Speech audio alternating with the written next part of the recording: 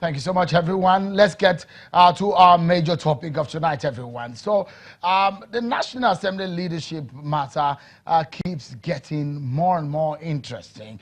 The APC has said they will want a situation where they will determine who becomes the leader, the Senate President, the Speaker, and the Deputy Senate President, and the Deputy Speaker for the 9th Assembly. But it does look like some members of the party are not aligning with what the party has said. Take a listen to what is happening. A few days ago, Senator Ali Ndume had said, look, he has released 9-point agenda of his action plan if he becomes the Senate President. This is against the backdrop of what the party says, that they've endorsed Senator Ahmed Lawan. And he had said, look, he has met the President, he's met Senator Bola Tinubu, and he told them he wanted to be Senate President, and that these should be left for them to canvass votes with the other lawmakers. So this is what happened at the National Assembly today. Watch. 13th March. The National Assembly resumes sitting after adjourning for the 2019 general elections to allow members participate in the process. Announcements. In the Green Chamber, the Speaker reads the obituary of a member of the House. Let me announce the date of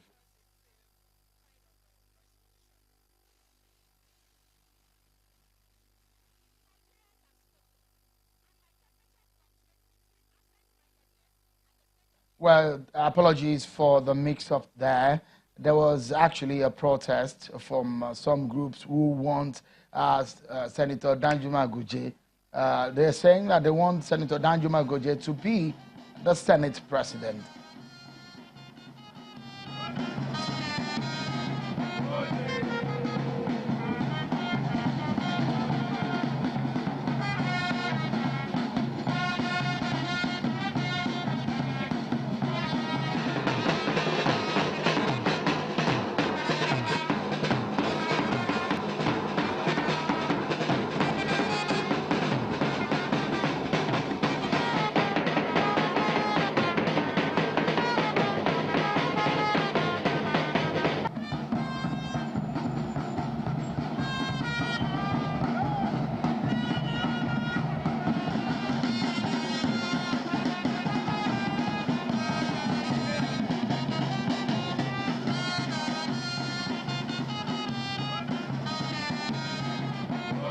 So what then happens when some of those who are eyeing that office are not happy with the stance of the party? Let's get to talk about this and get perspective. Again, what is the interest of the opposition in all of this? Where does the opposition stand, especially when the chairman of the APC did say every of these major roles will be taken by the members of the majority? We have joining us from Abuja one of the senators elect from Ekiti State, Senator-elect Opeyemi Bamidele joins us from Abuja studio. Good to have you, and congratulations. This is perhaps the first time I will be talking to you on television since you returned from your treatment after that sad incident that happened before the governorship election in your state. Thank goodness that you are here with us. So let's begin. You saw what happened, that protest. Senator Ali Ndume is not happy. Some other House of Reps members are also not happy. I know you are in the Senator Ahmed Lawan, you're supporting, you're rooting for him. With what is happening now, are you afraid that the 2015 incident will not repay itself? Well, thank you, Sheon, and good evening, viewers. Sheon, let me begin by saying that this is really not about Senator Ahmed Lawan. It's good that you mentioned his name, otherwise I probably would not have mentioned his name. It's not about Senator Ahmed Lawan. This is about Nigeria, it's about our people, and it's about the mandate given to those of us who are coming to serve in the 9th Assembly, in both chambers. And the concern that some of us have is that it must not be the same old story. We all witnessed what happened in 2015. And in the last 4 years, we have seen how almost impossible it had been for both the legislative and the executive arms of government to work together. When we talk about separation of power, Sheon, as you know, It's not that, the whole thing is so watertight that the two arms will not be able to work together. Yes, there will be separation of power, but there will be interdependence. And when you have a situation where from the very beginning, it's confrontation between the two arms of government, executive and legislative arm, it's the nation that suffers.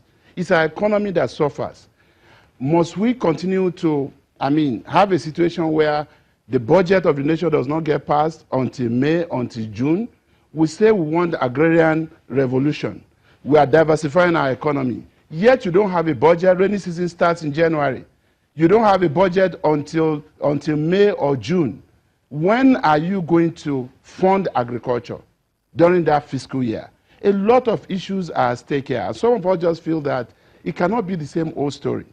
And of course, Sheung, please, we need people like you and other stakeholders to help readdress this issue, redirect this debate. People are talking about tension. There's no tension in APC. It is normal for people to aspire. And of all the people who are trying to say they want to be Senate president, having been elected on the platform of the majority party, which is the APC, I've not seen any one of them who is not eminently qualified, who is not eligible to be Senate president. But of course, we are saying there are global parliamentary best practices. We have people who are majority leaders. Perhaps, our party advised us, our party made recommendations to us, and our party said, can we, try to go by parliamentary conventions, global parliamentary conventions and traditions. Maybe I should come in, Mr. Bamdele. Let me come in for a moment. Yes. The fears perhaps why a lot of people think there may be tension in your party is what played out in 2015. Don't forget, and it does look like it's replaying itself when the party said they wanted Ahmed Lawan. He's the same man that the party said they wanted for the Senate president role at the time, against the will and the concession between the lawmakers, who some of them defied it, and that was what played out, and that was where the division started, and what you are describing that's happened for almost 4 years. And it does look at that same trend is replaying itself. Well, okay. I can't hear him again.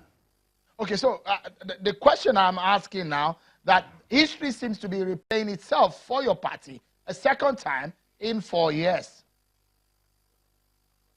Okay, well, again, I would say this is about democracy. I don't know if you can still hear me because I can't even hear you. Go ahead, please. Yeah. It's about democracy. And definitely, you cannot stop people who feel strongly about contesting from aspiring. There's a difference between aspiration and ambition. Ambition is collective. Our ambition as a party and as a ruling party is that we want a parliament or a Senate leadership that will see the Senate not as the Senate of APC or Senate of PDP, but as a Senate of the Federal Republic of Nigeria. Our collective ambition is that for us to be able to achieve what we hope to achieve with, the 9th Senate, we need a leadership that is not only, experienced, we need a leadership that understands how to preside in such a manner that there will be less rancor on the floor of the Senate, and a leadership that can relate with people across party lines, and a leadership that will have the credibility to say that we have elected based on acceptable and accepted global, parliamentary best practices. And our party recommended to us.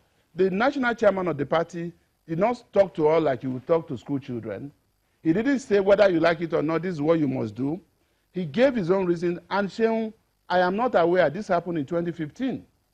Yes, Senator Lawan might have had the majority of most of the members of the party or leaders of the party, but at no point did the leadership of the party sit down with Senator Tussle to say, this is how we want to go. And today, I am telling you that it is not about Senator Ahmed Lawan. It is about him to the extent that he's the most experienced person. By the time we are being inaugurated for the 9th Senate, he would have spent over 20 years, in the Senate.